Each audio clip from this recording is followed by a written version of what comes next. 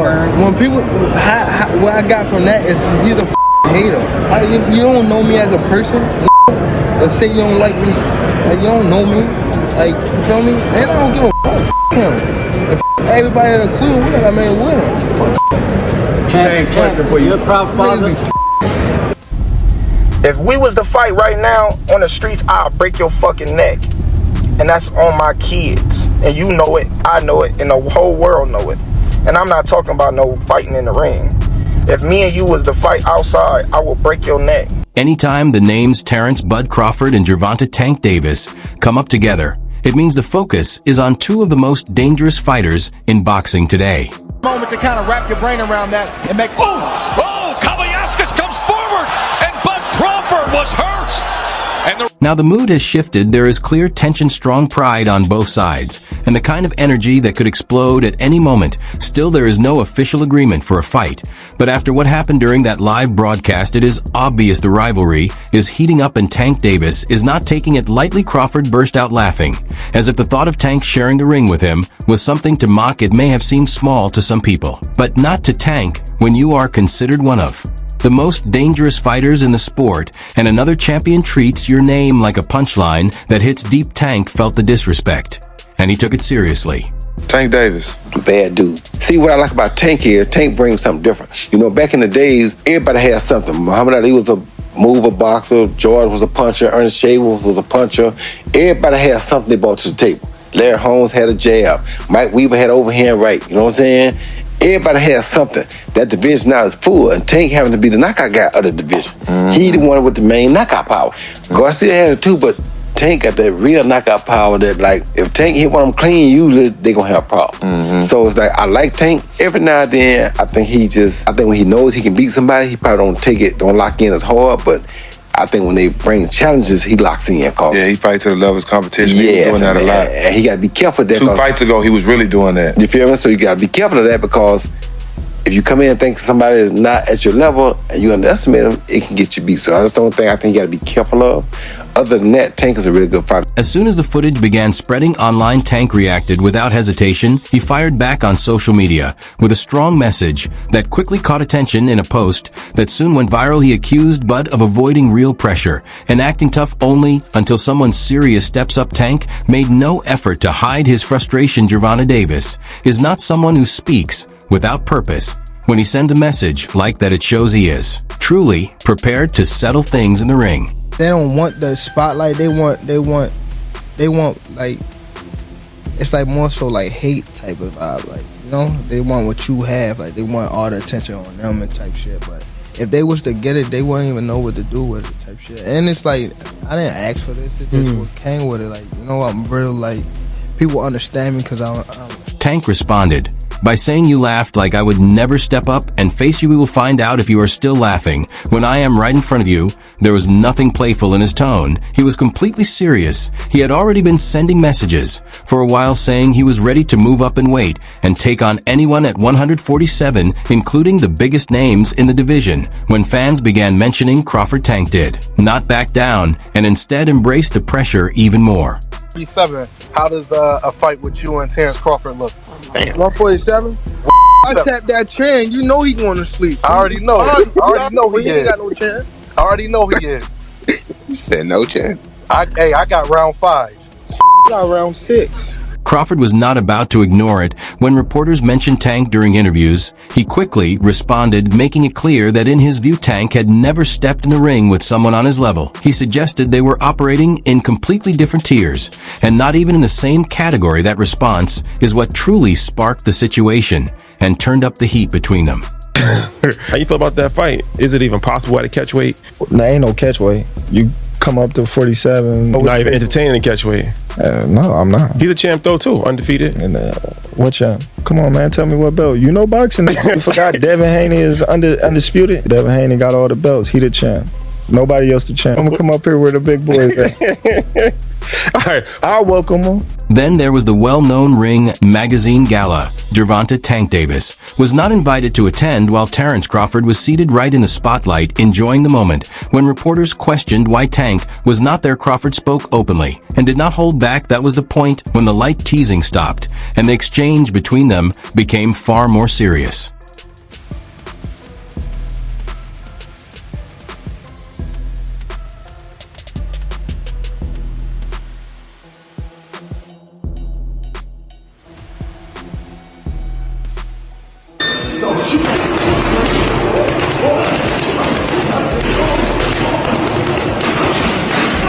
For a long time, Crawford seemed to take the situation to heart. Whenever he was asked if he would ever step into the ring with Tank, he brushed it off and acted like it was not a big deal. And from his point of view, why should it be? He is Terence Crawford, the undisputed pound-for-pound leader in the sport with nothing left to prove. Gervonta. Gervonta Davis speaking about you. Is that ever a possible fight? Yeah, if he want to dare to be great, he can be like all the other fighters that moving up 2 weight classes and, you know, daring to be great. You would fight him, man. Tell him to come up there. He got to come to win 54. He said I got a glass chin, so tell him to come and touch it. Wow, man. Gervonta said you got a glass. He said I got a glass chin. Tell him to come and touch it. At 147? At 147. I'll make 147 for him. Ooh, see, oh, man. He's going to have a pre-camp. Then what the people going to say? Oh, he's beating up on little guys. I don't know. But at this stage, it is no longer about adding to his legacy or proving a point now. It is about putting Gervonta "Tank" Davis in his place. The rivalry has crossed into something personal. Tank would never even think about to come up to 154. What about 47 though? Yes, if he get to pick his opponent. But Tank would never come from 35 to 54. Y'all got into it on social media around that time. Is that just you being competitive, like when that happens? Or Man, is it like... I just really don't like that dude. Why though? Cause I just don't like him. Like, I really don't like him. That's like just not your cup of tea. That's just not your. I don't like nothing about him. I just felt like, you know, he just one of these little arrogant little dudes that's using what he got to shield him. He got a lot of security guards around him, and he's in the limelight and stuff like that. But in certain situations, he wouldn't be acting like that. Do you like him as a fighter though? Yeah, he's a damn good fighter. Yeah. But like his core personality and his ways. Let's get this straight. There is still no contract. This fight has not been officially set. No date, no location, no poster. But that might be the only thing missing. The tension and disrespect have been very real. The responses have been loud and clear, and fans are already picking sides. But it's not just the fans. Floyd Money Mayweather has also weighed in, and he did not approve of Gervonta Davis firing back at Crawford. There was some kind of crazy trash talk with Gervonta and Terence Crawford recently. And one of the things that I've always kind of noticed is most of the time, one of the things that's kind of off limits is families. Like, you usually don't. Yes. You know. I know where you're going with this. Yeah, and so I wanted to kind of understand what your thoughts was about like some of those comments that was made. I think it was about Terence's wife. What, like, in your mind, where? Because obviously, like, you know, you've been in this sport. I think Terence Crawford right now in the sport of boxing is the pound for pound best fighter in the sport of boxing right now. It's good to see him in his position, in the position that he's in. I think he has a beautiful family. I think he has a beautiful wife, a beautiful queen, a black queen, and there's nothing better than a black woman in this world. That's just my opinion. We all entitled to our opinion, and I think just in the sport of boxing right now, I think we need to start sticking more together. Here's where it gets interesting. Apparently, Floyd Money Mayweather is also set to work with Terence Crawford for his upcoming bouts. That's right, the very same Floyd who once trained Gervonta Davis and helped guide him to stardom. Tank Davis, he was a young kid, came up to me when he was a kid, wanted an autograph. I signed his phone for him and told him, "You'll be world champion someday, and I'll be your promoter." years later, he was working with some people from our team because our team is huge. We got guys in DC, Baltimore, Philly, New York, all around. He won a few fights. I think he was like 8 or 9-0. I told him in under 24 months, you'll be world champ. Made the right moves, put him in the right position. He's a multi-millionaire now. Absolutely. He was a kid that couldn't even buy a bus ticket. Now he's a multi-millionaire. And it's also the same Floyd whom Tank has been criticizing for months now. Floyd is changing sides and working with the fighter who openly laughed at Tank. That's wild. But for Tank, it feels like a personal betrayal. First, his mentor joins forces with his rival. Then, that rival mocks him in front of everyone on live TV. If you think that won't fire Tank up even more, you don't really know him. Like, I gotta do that. A lot of people don't know that what Floyd do. He said. So you feel like it was a sub? Like he was subbing you? Like, oh, like he was going at me. He was going at me, and I knew for sure he was going at me. That's why I went at him. There's no reason for me to go at Floyd. Yeah, that's what I was thinking. Cause I feel like y'all got, I would say love hate, but it's been like the last interview you showed them love. This week it was whatever. But is that sometimes like, you know, is it just like big bro, little bro seeing things different, or what is it to you? No, Floyd don't never. He felt as though I'm at that point where as though I passed him, and I'm doing it at a young age. Wait, like when Floyd was 29, you'll see, bro. Yeah. That deal that I'm talking about. Yeah. Oh, that's a part of this deal. He don't know about that yet, but that's bigger than his deal. Damn. Wow. And I'm just releasing it. Exclusive. That's exclusive. Bigger than Floyd deal. Yeah. Tank don't cap, nigga. That's a lot of bread. Before a Tank versus Crawford fight can take place, there is another major matchup that could change everything. Terence Crawford versus Canelo Alvarez.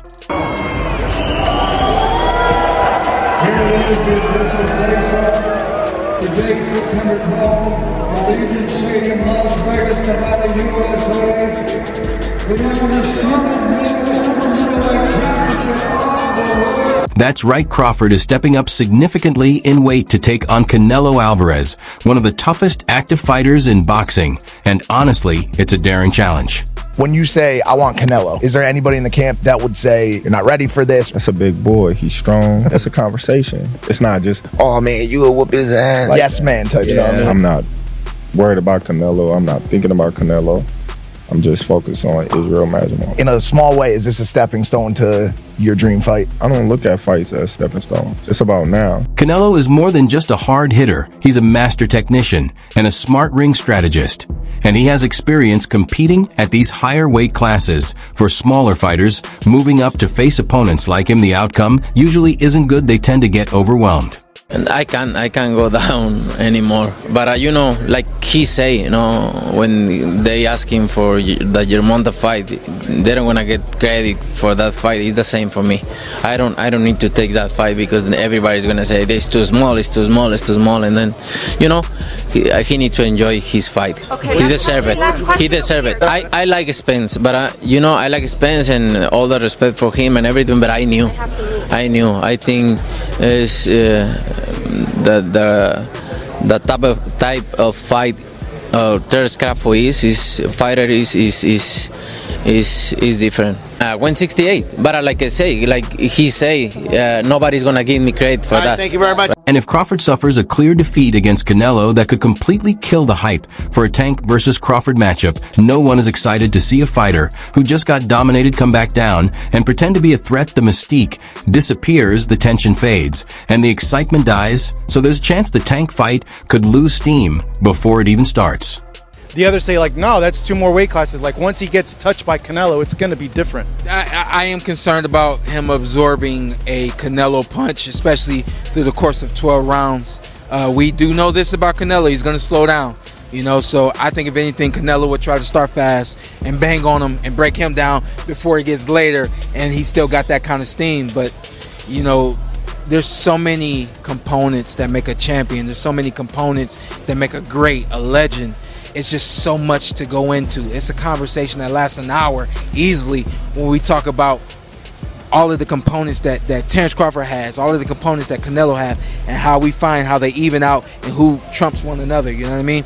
We tried to do that with Errol Spence and Terence Crawford, and we see how that panned out. You know what I mean? So Now let's imagine for a moment that Crawford gets through the Canelo fight and the bout with Tank actually happens. What would go down in the ring? It would be an intense strategic battle. Tank Davis is one of the hardest hitters in boxing. He's fast, precise, and packs serious power. If he connects even once, it could end the fight immediately. My hands, before I go see Tank, I gotta get shots in my hands. Then I gotta make sure my hands is right, because I don't dumb him down with his punches. I let him do it. You know what I'm saying? And he get to a point, you all right? Yeah. Nigga, work. I just feel sorry for them guys that really pushed the button. Martin pushed the button. Y'all see how it went out. Terence Crawford, on the other hand, is a completely different fighter. He can switch stances, has a high ring IQ, and is extremely precise with his timing and movement. He wears opponents down mentally before taking them out physically. Terence Crawford, Gervonta Tank Davis. Now you felt their punches. Who hits harder to you? Like when I sparred Terence Crawford, so I was 20 years old at the time. So it's like he was trying to man me, like, I'm gonna show you a little boy type stuff. But like what you just said, so I'm mature for my age.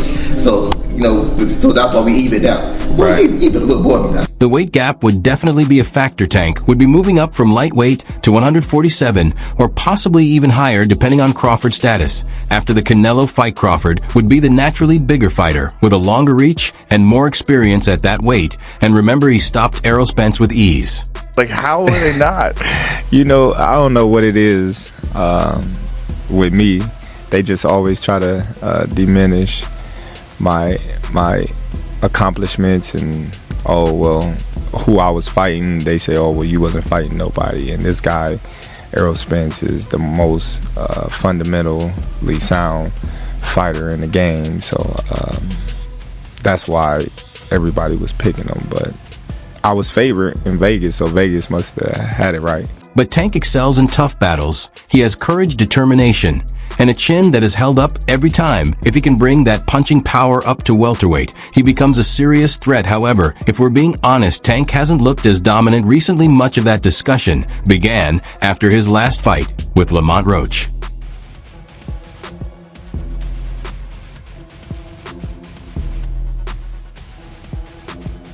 On paper, Tank came out with the win. But anyone who really watched the fight could see another story. Lamont Roach caused him real trouble in the ring. To explode with the left. Oh, and that right, but Davis took off some of the steam of the punch, but still, Roach leaned with right, and he took a knee. He took a knee. Roach landed clean shots on Tank, avoided punches with ease, and at times even appeared to be the sharper fighter. Tank's usual explosiveness seemed dialed down, and his timing was just slightly off. And keep in mind, Roach isn't anywhere near the level of Terence Crawford. That's it for today's video. If you liked it, make sure to leave a like, subscribe, and hit the bell so you don't miss any of our future videos. Also, drop your thoughts in the comments wheel. See you in the next video.